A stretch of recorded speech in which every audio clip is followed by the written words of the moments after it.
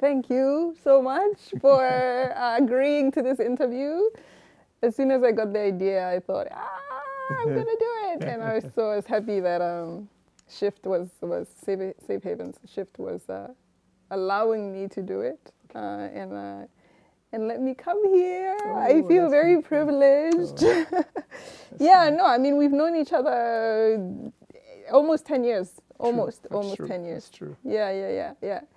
So I feel like from working with you, you know, the 30th anniversary of Nordic Black Theatre came up a couple of years ago. When was it? 2 years ago? 3 years. 3 years ago. 3 years ago.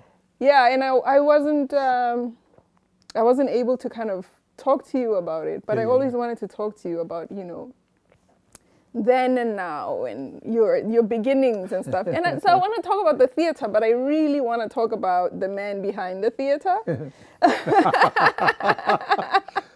I get personal. Yeah. But I think my first question is, tell me what sparked your love for theater. When did that begin? Yeah, I think it started, there was two most important things in my life. Yeah. As a child, my mother is very strict. She was very strict with us. She's alone with 7 children. She makes sure that we go to bed early and we have to go to school, get education and proper thing. But when it comes to the full moon, we are allowed to stay out as long as you wish. Oh. Because all the neighbors come out and stories are being shared. She didn't even bother. She was also sitting there with the neighbors and listening to stories. So the most important things for us was the full moon. Wow. You know? Yeah. And this is a moment you cherish with everybody and all the stories going on, the fantasies going on and that, you know? So this is the thing that I think I started embracing storytelling from that. I think I was about my consciousness at that time. I was around 7 years of age. Yeah. And then my mom was so religious, a dedicated person. Yeah. And as Seychelles is at that time was about 80% of the people were Catholic, and the Church of England, there was some person of Muslim and so forth. She dedicated, when she left my father with 7 children. Yeah. She gave her life to the church. And we have to follow her because she's strict. Yeah. We have to go there to church. Yeah. And when I saw the church, I went to the mosque. I saw the people, the bureaucrats, the scholars, the teachers, the professors there on Sundays coming for the mass. And then I asked my mother if he can ask the priest if I can join the missionary of becoming a priest in the future. Yeah. So she wanted one of her child to be a priest. She thought we were gifted. This is the thing, you know. God sent these things for her, that suddenly she will have peace within herself because one of her children become a priest. Yeah. Okay, she brought me to the father. He was from Switzerland. He spoke French, but then he taught me some Latin, and then he taught me Sunday how to read the Evangel in a couple of minutes. It was 10-15 minutes. So he taught me, and then one Sunday was my time. Yeah. The whole Saturday I spent with him, and then I came down Sunday. I just understand the power of word. You know, when I came on there, he was doing all the ritual, and I have to start reading. I approach, and then I just felt that you do like that, or people sat down. Yeah. I was about 13 years old. I just understood how strong words were and how you can relate to people. And then I became so involved with those things that I thought about, wow, this is what my destiny will be. Yeah. Not to be a priest, but to tell story. So I was really sort of inspired by that. Yeah. And suddenly at that age I understood how strong the words were. Yeah. At the same time, I was watching a lot of, like the British have this this own theater of themselves because they were a colony at that time. Yeah. So we used to go and listen to what's going on just to see how funny they are because they are very strict. Usually the British are very strict. Yes, well, yes. because we are a colony. Yes. But when they have theater, they make jokes and all that. And we talk about, wow, that's great. So these are the things that have shaped me very much into theater. Yeah. But my mother, who Sverige met, was so strict. He will never allow me to study theater. Because when you come back to Seychelles, what are you going to do with theater? Yeah. So I was sent to study management. Nobody knew that when I came to England, everything changed there. So that was my journey started first, storytelling and the full moon, and then being inspired in the church. Wow. Yeah. Wow. And what kind of stories were told on the full moon? Oof. Was it a bit of history of the people? Oh yeah. Yeah. It was about, it was, these women and men who told stories, they were storytellers. Yes. Because they know that this is, children want some scary things. It tells you about stories about Africa, Yes. which you never heard, you never read about, the drum, the dance, the movement. And they say, look at the moon. And then you look at the moon. And he said, you see the woman sitting there by the river? What she's doing? Suddenly we see a woman by the river on the moon. It was people, we thought it was. Yeah. And he said, she's now with the cotton. She's putting cotton now, she's taking the seeds out because she wants to make a pillow for herself to sleep in the night. So every time I look at full moon, I thought I saw that woman up there. Yeah. Until the American lady in the moon, I didn't see her anymore. So that was the whole thing, Yeah. So that was a kind of adventures, a lot of history of adventures everything was interesting, Wow. They talk about the man who disguised himself in the night to become a monsters, the cat, the man who turned to be a cat in the night, Wow. learning magics and all sort of. I mean, these are things that we get scared and we love it. Yeah. Because we're together with everybody. Yeah. So that was the thing we learned so much about it. So it was the sort of, you look at the story of like Soyinka and all these big writers, you can see all those sort of symbols in symbolism and all that. So Yes. that was it. Well, because as Africans, this is how we kept our stories going, right? Yeah, because in books by the colonizer, our story was told very differently, and it wasn't told by us. Yeah. So my understanding, because I come from a rich, all Africans do, we come from a rich oral culture, right? Yes, that's true. So the things that are, carried, that we receive from the elders are our history, the history of our people, where they came from, and the way they reimagine the world, right? Exactly. Yeah. So you're talking about the moon, and with us it was always the sun, sun, so there's always all of that, but it always incorporates nature. Yeah, exactly. Right? Exactly. Yeah. But at the same time, I think about these stories were forbidden. Yes. You cannot learn it at school. Yes. And it was the only time you can hear the Creole language orally shared by all of us, because Creole language was forbidden at school. Yes. So it was to understand how rich language was originally, the fantasies and all sort of things, and you feel that that's where you belong. Yes. But why? And we didn't understand as a child why we're not allowed to have this language, the richness, the oral language, in a way. But secondly, it was like a book where you never got access to. The story they told, it was like from a book, but it was the oral stories. Yes. But we fantasize all that, in a way, because it's like a teacher. Yes. Learning us all these adventures, in a way, and the teaching under the full moon, Yeah. And it was the most vibrant, time in our life. Yes. Because we're all dying to have full moon every day. Unfortunately, it never happened. Yeah. But this was the thing we're dying for. Yeah. Because of the freedom to be with the parents, the freedom to be with the neighbors, the freedom to stay late in the night, to being among everybody. Yeah. The freedom that your language that was forbidden. Nobody can stop you from listening to the stories at that time. Yeah. So I thought it was a powerful moment, Yeah. which we have lost today.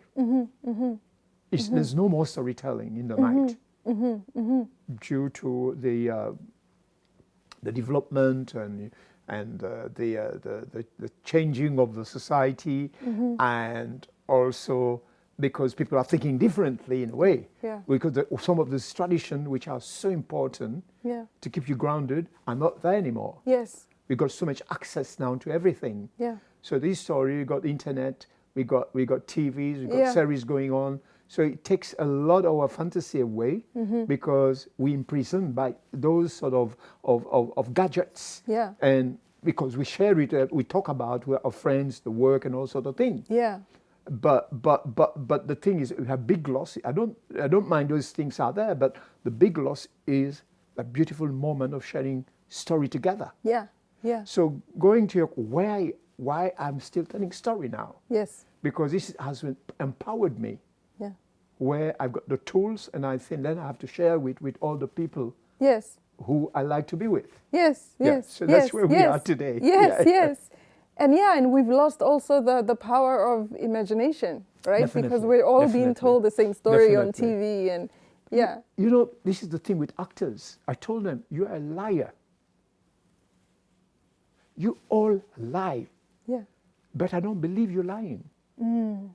Because you pretend you're lying. Lie, so it become truth. And then the story become alive. Yeah. Yeah. Don't play the story. Believe in the story. Be the story. Be the story. Yeah. Yeah. So that's yeah. why it's so exciting working every day with different people, Yeah. different approach to things, because some of the things acting is, this is what you learn. You have to be this, you have to be this and that. Yeah. No, it's not. Yeah. You have to embody the role, Yes. so that we believe that you are the role. Yeah. You understand? Yeah. So yeah. these are the things, I think, to me, it's keeping me alive all the time, Yes, sharing alive. those moments, and also when working with you on the play that you wrote about Maya Angelou. Yeah. You know, it was a thing that it was a moment where we need to bring the life of this great woman who had not been given the opportunity very much in Europe, Yes. though she was in Europe doing things, but she is, to me, she is so profound, so deep, so politically, so philosophically, and also loving. Yes. Yes. Yes. She's got that love and respect. Yeah. And she's a mother, like African mother, Yeah. in a sense. Yeah. She bear the continent with her, Yes. you know. Yes. And I think then you come over and share those stories about her, and you wrote that. And then after that, we have to find out how can we create the writer's work now, Yes. bring it live on stage, Yes. you know. Yeah. And I can see that the people, they think, let's watch videos, Maya Angelou. Yeah, you watch a video, you think you become her. No. You have to grave yourself deep. You have to do research. You have to find out, who was this lady? Who was she? Yeah. And if I got a chance to be her, how will I like to be Yes. Yes. in that time to explore Yes. and tell and make her vivid and alive again? Yes. But yes. it was a very good challenge, for the young so-called newborn Norwegians with different backgrounds to do the roles, Yes. in a sense. Yeah. And it was also one way that they started to understand who is Maya Angelou.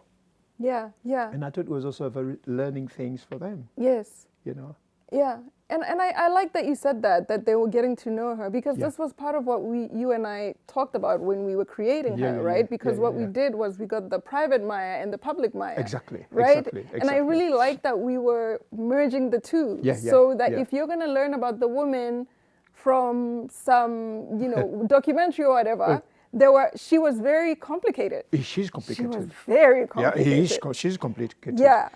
We didn't want to have a biography of Maya Angelou. We need to create the women that become that woman. Yes, yes. And out of 5 women came 1 woman because she was too rich to be played by one actress. Exactly. So that tells you about, how worthy, how rich this woman was at her time. Yeah. And that love, that motherly love that she had, which is...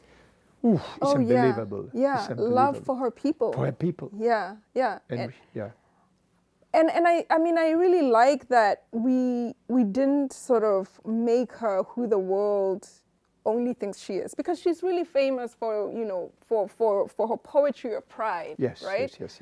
But I really like that we, with our play, we were able to say, yes, she was a phenomenal woman, but she was also a woman who experienced racism, a woman who went to Africa, a woman who worked with Malcolm X. Like we took that idea apart. Yeah, Like, yes, yeah. she's still phenomenal, but Yeah. what went into, Exactly. right? What went into that? Exactly. For me, Yeah. it was also a very nice way to revisit Maya Angelou, because I just find out that what she was, being an Afro-American, Yeah. she was not really accepted in the States. Mm-hmm. And I think she collected herself by being in Africa. Yes. She really find herself. Yes. And that really empowered her as an Afro-American woman. Yeah.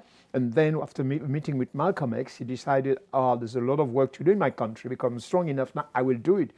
Like Baldwin, Yeah. out of America, you can write the better, because you got the distance from America. Yeah. In America, you don't know, you can't write that the way you want to write. Yeah, yeah. Because there's still certain things you can't write about. Exactly. Like James Baldwin, when he did that Giovanni's Room, he said, I will never have a chance in America to write about white homosexuality, because I'm a black writer. But then when I'm in France, I can write about America. Yes. Yes. Yes. And I think it's also the power of research, freedom to express the love Yeah. for Yeah. the things we believe in, Yeah. the thing we want to share with everybody. Yeah. We Yeah. want to belong somewhere. So we have that freedom to express that love we have for the work we do. Yes. Yes. Yes. You know? Yes. Yes. Yeah. This is so interesting that you're saying this. So this part, because you're in Norway, okay? Every time I tell people in North America, there's a place called Nordic Black Theatre. They go, what? Yeah. Yes, and I say it's this haven, this beautiful place where you meet black people from all over the world. Yeah. So in terms of being in a place where you can fully express yourself, I don't know the history, but I would venture to say that you really had to create your own space here. You really had to insist on your own space, on your own terms, because a theater like this, it must have taken a lot of imagining freedom, because this is freedom within a world that is very different from the world you come from. Yeah, definitely. Right? Yeah. So how did you imagine it at the beginning? No, it just felt that as you finish your work, you study, you want to work, Yeah. and you knock doors, and the doors were not willing to open. There was nothing. They said they don't want you, but the door was still ajar, not open. Yeah. It was nice meeting you, but you don't speak Norwegian. You understand? So what do? And you say, okay, should I wait? When they're ready, they tell me, now you can do it. Yeah. Or should you just look at the young generations being born in this country who doesn't have access on stage? We don't see them. They want to be part of the Norwegian society. Yeah. Why are they not being on stage? Yeah. Why do you not have access to the theatre academy? Yeah. Because that time it was the theatre academy in Norway has monopolized, because people all over Norway apply there, and you have not a chance if you don't know. It's sort of, to me, maybe I'm wrong, but my definition of that is, I feel if you have a kind of artistic background with the parents and all that, then probably you might have a chance to be one of the chosen one every year. Yeah. But I didn't see that, Yeah. And then I see about, okay, what sort of future we need in this country? What these kids being born here with other backgrounds, will they not have a chance to be an actor? Because the family will say, you can't go acting, because how will you get a job? Why should you study acting? Yeah. So there's a lot of things was going in my head. And then I thought about, no, we just have to start something and see how it comes out, because you will serve the society in the year to come. Yes. So it kind of vision things one have. And it's not been easy. We just started, me and my friend Gal Solberg, because he knew the system better than me. And I was just desperate because as I was so desperate to get a job within the theater and doing a lot of work with our friends, Rotaries and all these actors and musicians who were not working in theater, working with them in the night, writing plays and put here and there, small places. I suddenly got a chance to work at the Academy in Prague. Coincidentally, they saw my work in Poland. They invited me to work with a student just before the Velvet Revolution started, you know. So I went there, I said to Yal, this is it. We sent an application on behalf of Nordic Black Theatre for a 3-year pilot project. If we got a negative answer, we'll never come to this country again. So that was the whole thing. Wow. Yeah, that was it.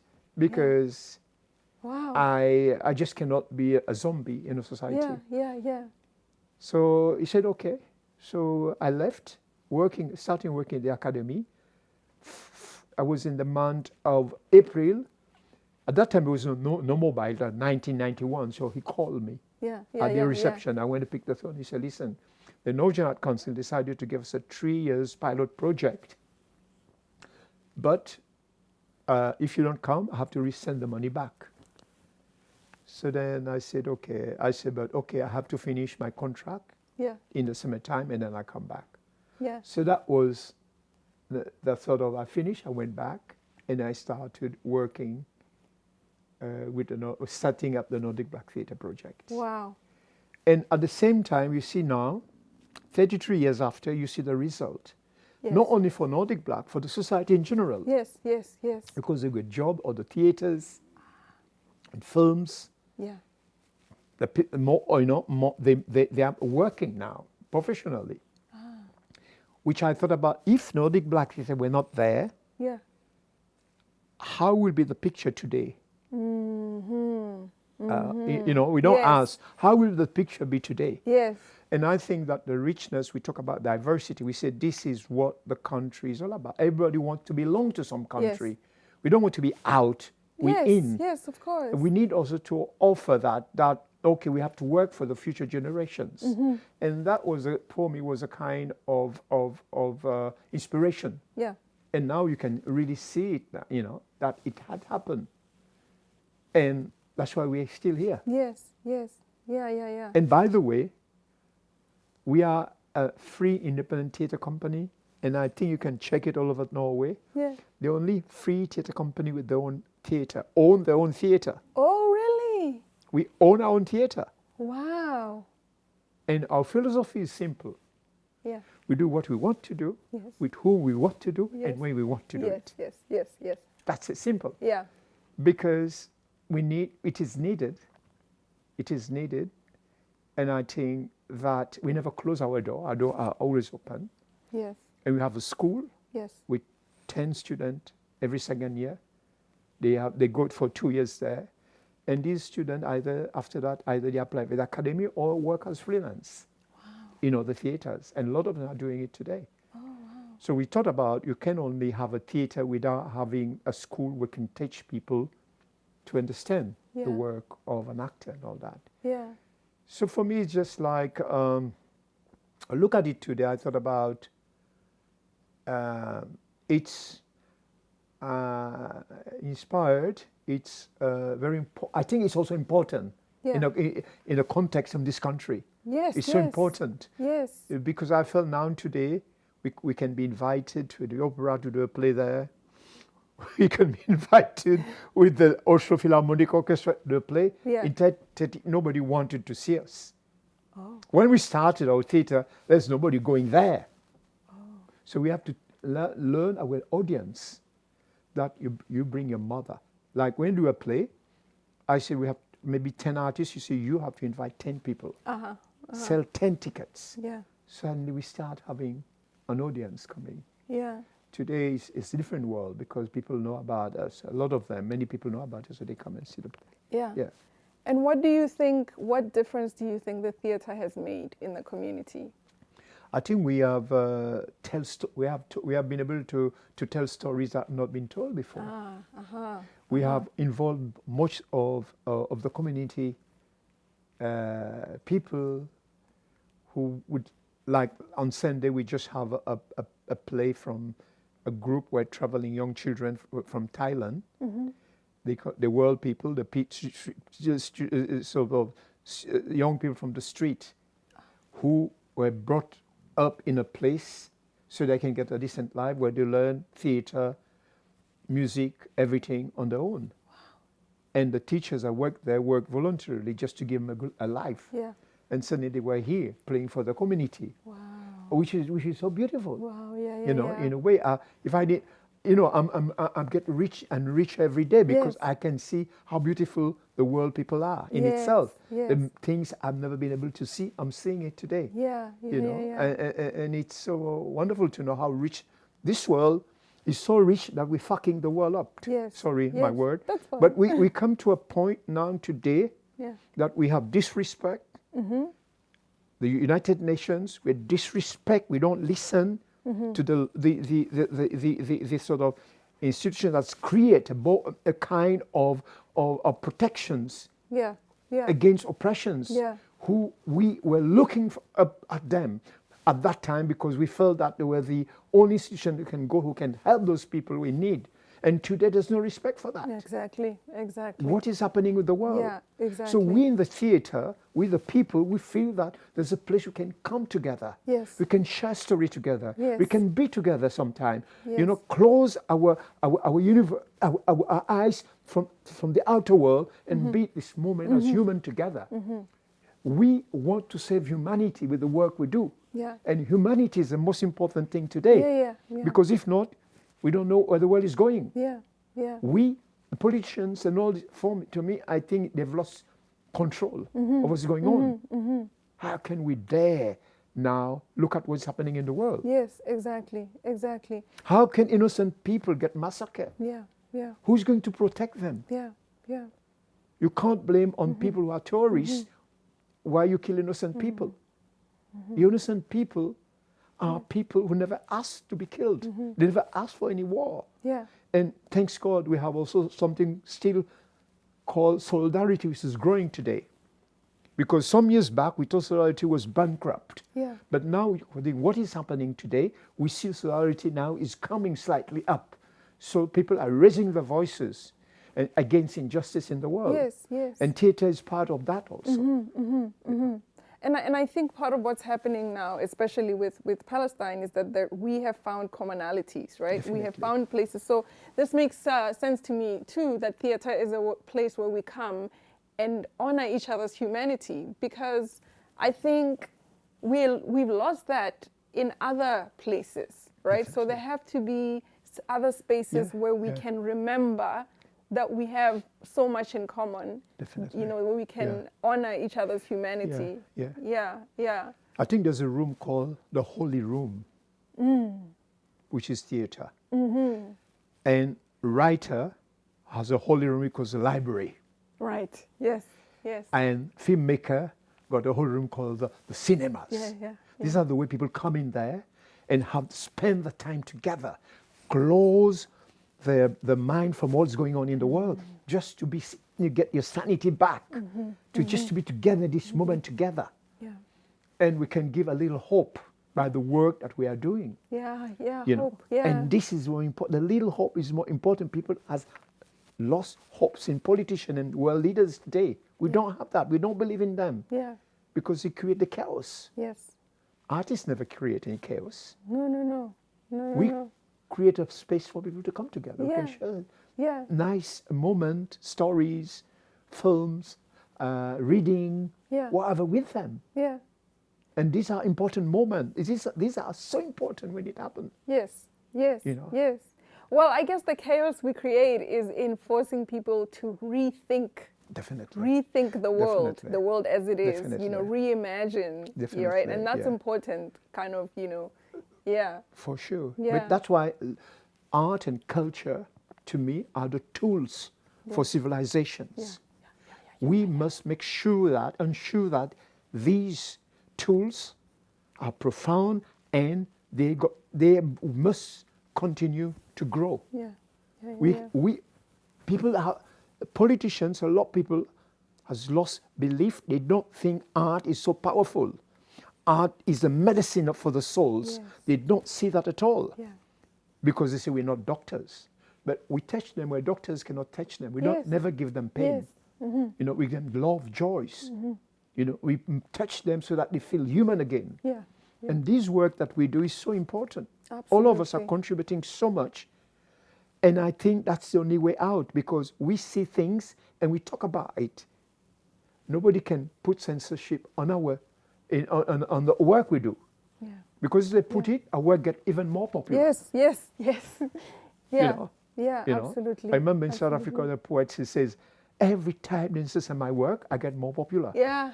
So let them censor it. Yes. You know, which Yeah. is so important. I think we must lift up and boost the art, which is so important. Absolutely. Films, Absolutely. theatre, literatures, paintings, and all sort of things. Yeah. Then Yeah. people can come there and feel the space, the room, where they can heal themselves by being inspired and being touched by those works. Yeah. Yeah, and this theater also is space not only for the stage, right? I mean, it's also a space for the community. Oh. Yeah, Oh, you've yeah. had Oh, yeah. had like African food and all kinds of things. Yeah. Oh yeah. Yeah. We celebrate so much with people, you know. And we think that even the theatres, now given the space, somebody will come and say to us, listen, we don't have money. We just finished school. We want to have a play. Can you help us? I say, okay. We give you free stage. You know, the only thing you have to make sure that you got audience to come and see you. But take it. Because we knew it, because that's the way we were in the beginning. how We you didn't have a started. space. We borrow. We couldn't even pay. We borrow space. Right. So we cannot forget our past Yes. Yes. and where we are from. Yes. So when we got the space today, we want to share it with everyone. Those who can afford to pay, it's nice. Those who can't, we said today is available, you can take it. Yes. Yes. And to us, which is also serving the community, at the, you know, in the right moment. Yes, Which is so yes. important. Yeah. If people want to have birthday for their children also, it's available, so take it. Yes. Yes. You know. Yeah. We also have, we think about it is very much to have, it's very important to have event for children here also. Storytelling, music. Yeah. So we have it once every Sunday now. Yeah. In the whole summer, we have 2 days a week, Saturday and Sunday, we out there in the park. A whole from May to the 15th of August, every Saturdays and Sundays, with free access to art to the people. Oh wow. This is our dedication. This is our thanks to the community, because if they were not there, we won't be here. So we give something. We want to give something back to them. Yeah. Yes. Wow. Yes. The thing we do. So I want to go back with you a little bit. Okay, please. Tell me about your love for reggae. Woo! No, a new chapter in my life. No, Let's it was talk about crazy, that. you know, Yeah. because I was a student in England in 1977, 78, and finished 79. 1977, I heard reggae, but I was not into, I was into pop music and Afro-American music, jazz, African music, Fela Kuti and all sort of thing. Reggae was something, I really didn't know much about it, but I heard it. And then a friend of mine said, let's go to Louisiana. There's a big man coming from Jamaica, Bob Marley and the Wailers. Let's go and listen to them. It was just crazy. We came there, it was a party, you know. Yeah. I live in, not far from the Louisiana Hall, you know, music hall. So then I get really, wow, what is this? That song, the lyrics, the music, and all sort of thing. And then I was so lucky that I had some problem out of the school just before I finished. I met one writer, a music journalist called Vivian Goldwater. She wrote for New Musical Express. I said, Vivian, I heard reggae music. I just want to spend some days in Jamaica. I'm tired of the school now, just to get a break from it because I'm going insane. Yeah. He said, no, come. She wrote a letter. She said, I know Bob Marley. Well, you can go to Jamaica and give that to Bob Marley to take care of you. First, I was very, wow. You see, they said, yeah. Just, she gave me a letter, put it in my pocket. A month after, got a ticket. I ordered 8 days to fly to Kingston. Just I had enough money for a place, 8 days. Then I came there. And then I find a bed and breakfast not far from 56 Hope Road, which is the place where Bob Marley lives, opposite the Prime Minister, Michael Manley. So what happened is when I opened my window of the bed and breakfast, I saw there's a gate, iron gate, in front of 56 Hope Road. It's open early in the morning, 6:30. A lot of people from downtown, we're not allowed to come to the yard there. Oh. A lot of people. So I also went there later on. People stayed there the whole night until Bob Marley, the last people walk out and Bob Marley closed the gate himself. Oh. So then I was there, came there the first day, saw him. I stuck a lip to Rita Marley, and then I saw him, but he was so much people around him, I have not a chance to talk to him. And I was a bit shy. I can't just give him the letter. Yeah. This is terrible. Oh, Vivian gave that, So what happened, I watched them. I love football. I heard them in the studio. I went to all the studios, listened to the music, how people compose the music and all that. So I started to feel that my heart feels the music, the beats of the heart. Yeah. And then when he's finished rehearsing with the band, Wailers, he came out playing football. And after football game is over, there's something called reasoning. The people get together, sit together and speak, talk together. I was so surprised. A lot of people had never traveled before. They can talk about the whole world. Wow. So I got so caught on it, I never said anything. I just listened. So it was a Friday. I was supposed to leave on Saturday. The Friday, when the reasoning was going on, suddenly Bob Marley came straight to me. I had never opened my mouth. He said, "Man, where are you from?" I didn't know what to answer. I thought I look like the Jamaican people. I have not opened my what should I say? Yeah. I was stuttering. Yeah. And he said, he said, "Okay, you don't know your father." And I got shocked. And he said to me, me too, me don't know my father. Oh. And we start to speak. Now I told him Seychelles, and then we start to speak. Oh. And then I took the letter, I gave it to him. He said, "This is from Vivian." "Vivian," he opened it, and he opened the letter, said, "Blood clot." To me, "Blood clot. I've seen you all the time, you never show me the letter." I said, "I didn't know how to do it." He said, "Listen, how long are you going to stay here?" I said, "I'm leaving tomorrow." It's okay. "Do you like Jamaica?" I said, "Yes." I said, "What are you going to do?" I said, "I don't know if I'm going back to school, but I'm not ready." He said, "You want to stay? You want to prolong your stay?" I said, "But first I have to cancel my tickets." Yeah. So I canceled my tickets for 3 months, and that was it. The rest is history. I lived with him for 3 months. Wow. He called me my little brother. Oh. So that's the birth of the reggae in my life. What a beautiful story. Yeah, there is. That's it. Yeah, wow, this is beautiful. That's beautiful. Yeah, it was. And so tell me, reasoning and growing up in the Seychelles and having the moonlight. Yeah. So were there similarities in those sort of gatherings? It was a similarity because though there was storytelling, this one was more live and exchanging ideas politically, culturally, artistically. So there was a lot of vibes going on. People were just talking together, sharing ideas, enriches each other's with ideas and thoughts and all that. So you felt being part of a community. Like in the moon, when you come out, all the neighbors and family, it was the same. We were one family. Okay. And in the yard, we were one family. Okay. So that's I think that's the similarity was that, Yeah. But the issue was different. The one was adventurous. This one was more opening your mind, globally and artistically and whatever. They were talking about almost everything. Yeah, we're embracing the whole world in our conversations. Wow. Yes. Wow. It was something I felt about, wow, this is, I've not experienced that before in my life and not after. Yeah. Wow. That is so incredible. Yes. I'm just like, wow, what a rich experience. Yes, it was. And I mean, Bob Marley was known for being a man of, he was very political. Very. Man, right? A man of resistance, right? Yeah.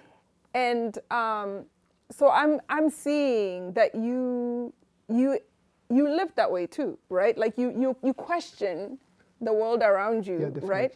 And so that you put that into your work. Definitely, I would say. I'll try because you're inspired. You know, when you make people who inspired you, then you find your way. How will you, as a human being, having this possibility, how can you connect yourself with the world and people around you? Yeah. So to me, is that we're being empowered, you know, to do this work. And I think I also cherish all those people like Marley, my mother, and those people I met who had given me the chance to grow and to learn and to be humble at the same time, also to share these things. Because when we don't share our story, when we don't share our creativity together, the creativity and our story died. Yes, yes. And this has to live on. Yes. You know, yes. and then it's a love you have for your community. Yeah. That I think I don't have family, you know, I'm from Seychelles. Listen, I find new family in the community where I live. Yeah. It make me feel that I belong. It make me feel strong. And then out from there, I discover the whole wealth of Africa, which I've never seen before.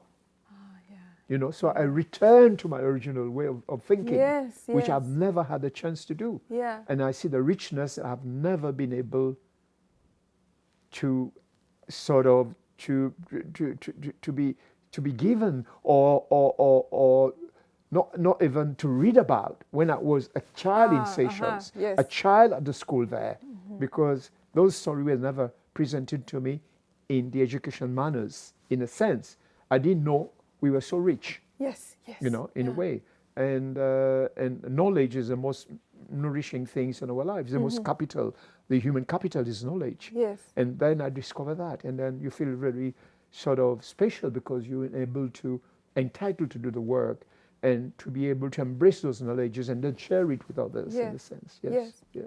Tell me about when you were talking about our common humanity and creating the space with theater where people can come together and see what we have in common and honor each other. You recently had the Palestinian Freedom Theatre here. Yes. Tell me about that kind of connection and why it was important for the theatre to have that.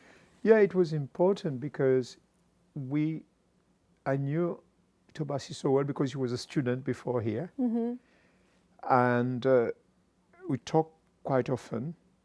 And I saw that this people who he works with, young people, should come out and see the world at large. See the world is bigger than what the world they experience every day. So we were able to get some money. And then we invited them. We just want them to be here, to live a decent, everyday 2 weeks, 3 weeks life as a young people in the city of Oslo. Yeah. And that was the whole thing. And mixed with our own student here.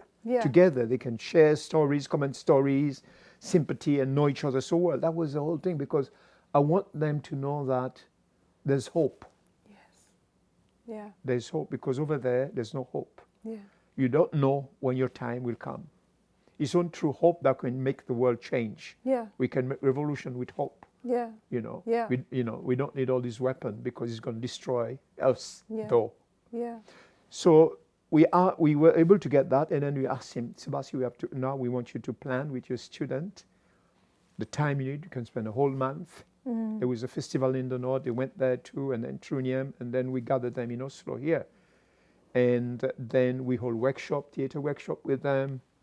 We listen to the stories, send them to the street in Norway of Oslo to observe and make stories from what they've seen there, instead of making stories from, the camp where So they enriches themselves, give them possibility to think about way of making other stories. And I thought it was so nice because I think they got a peace of mind and also feel they are young people. Yes. They got access to a lot of things that probably never had access to being over there. Yeah. So it's kind of, if I cherish my freedom, and I just see my freedom as the most important thing, then my freedom doesn't mean anything. Yeah, yeah. So if I cherish my freedom, I see that the freedom I'm talking about is the liberty of being able to do what you want to do. And then I see a lot of young people, especially young people, touch me very much. They're not allowed, they're not able to do so. Then my freedom is not worth. Yes, yes. Yeah. Why should I have a freedom? Why the people I love don't have that freedom? Yeah. I think Mandela said the same thing. Yeah. Why should I Yes. being released Yes. when my people are not free? You know, these are the things it's so depth. You know, it's so deep. You respect that freedom. The freedom is not something just written. It's something that is in your soul. Yeah.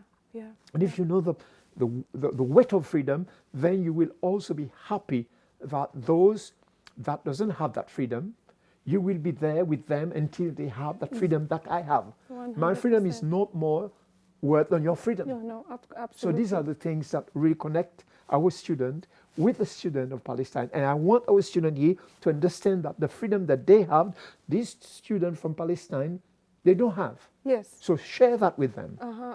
So that was a young generation meeting together and sharing story together. Yeah. And they became like that. You know, they became so strong, connected together. Yes. And I thought about this is a beginning. We want to continue with this work. We want to continue with it. You know, definitely. So if we have some student can come and study here for a couple of months and bring out their sources with. So these are exchanges we're going to make with them. Yes. Because I think they don't have much. Much at all. So much of what they have has been destroyed. Yeah. Now it's worse. Yeah. You know? Yeah. Now it's painful now, you know, the north of Gaza, how it looks.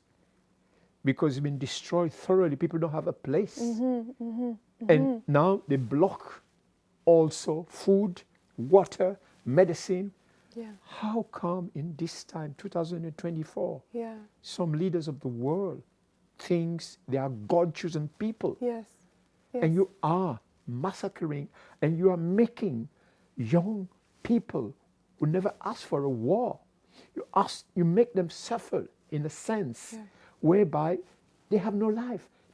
You are now tempting them to be terrorists. Yes. Well, yes. This is what you're making. Yes, And you that's say you're what killing you're terrorists. No, creating. you're making more terrorists Yes, now. yes. So you have to understand what you're doing is Yes. not right. Yes. So for us, it's very, very important, the collaboration we have with the Freedom Theatre in Jenin. Yeah. And I think it probably teaches the Norwegian students too that we are all in one world. Yes. They're not. People are not separate from you. We're part of the same, connection. We do Yeah. because we are privileged. Our student, even they are from immigrant background, they are privileged in this country. Yes. They got everything. Yeah. They need to understand that these people that are nothing, Yeah. and that with nothing, their life is worth. Yes. And you have everything here. You don't enjoy it.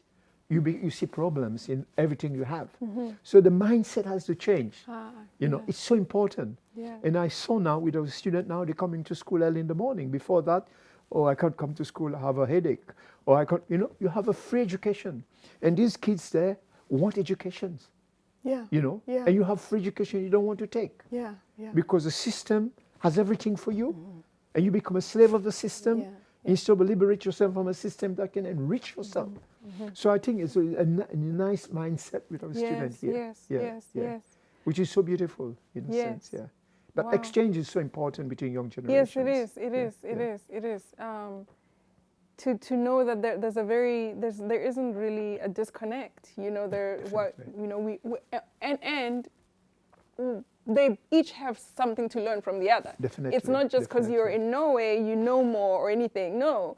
There's something that the Freedom Theatre, the Palestinian students have to teach you, just as, and that's the power of exchange, right? It's not, we're here to be taught something or whatever. Definitely. It's the education goes both ways. Yeah. And I think also we're growing the sort of the growth of solidarity. Yes. The world solidarity between your generations are important. Absolutely. Because a lot of our young people are lost. Yes. You talk about solidarity, they don't know what it meant. Yeah. What does it mean? Yeah. But now being able to confront yourself with the word, and we meet people who are coming from nothing and telling you how it is, and then suddenly you'll discover yourself, I didn't know. I have everything. Now I have to do something. I have to do something for those people over there. So this kind of solidarity sort of breeze coming into that relation with Freedom Theatre and the young people of this country, of Oslo. I think so. Absolutely. So how have you grown and changed from then to now? Not only with the theatre, and yes, with the theatre, but also your yourself as a person, but also as a storyteller. How have you grown? Yeah, it's so interesting question because it's okay. You can spend a lot of time to answer that because I'll make it very, very short. I think the more you open, the more you learn, the more you feel you don't know. Yes. Because you want to know. Yeah. And I think to me that's been the things that I cherish so much because I feel that if I want to grow, I need to know. And still, there's so many things in this world I don't know. And I feel like I am, as a human, that also changed me, gave me another world perspective, meeting so many people that never had a chance to meet, make me feel much more mature and understandable, and learning to be humble so that I can grow and grow and grow and never stop growing. And telling story is, every story you tell is always a different story. You have to find a new way to tell the old story again. So renew stories, renew the stories. And when you work with other young faces and new writer, then you also to reshape your own thinking. You understand? Because I don't like to repeat myself. Because then I think it's time to go. And this, because I've seen leaders in our country don't know their time. They think they're going to be everlasting. And to be everlasting, you have to make changes. But if you keep yourself in the same position all the time, then you know you don't grow. So for me, I think the challenging thing is for me to discover new stories all the time. New literatures, new writers, new actors, because I have to meet their demand. I cannot say, I know that. If I know it, why should I do it? I'm not afraid to fall because I know I won't get hurt. But I think when I fall, I will learn not to fall again the same way. So these are part, I don't know if I answer the question, but it's my profound way of thinking.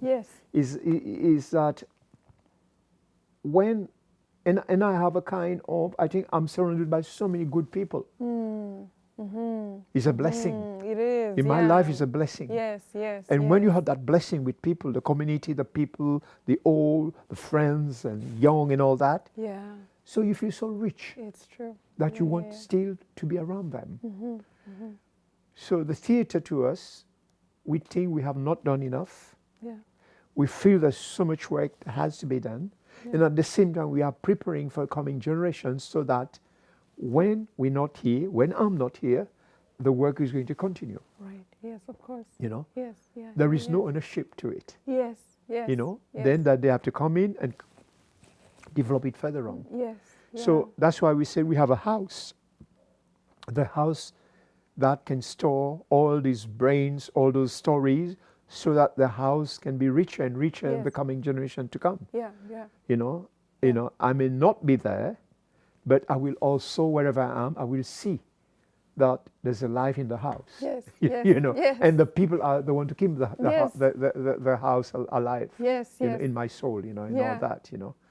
So that's the way I look at it. I love that. I love it. That is such a beautiful way to end. I couldn't have created that. That was all you. Thank you very much. Thank you so much. It's been so blessing to be here. So privileged. Thank you for your time. Thank you. I feel so blessed. I feel so blessed. Me too. You know.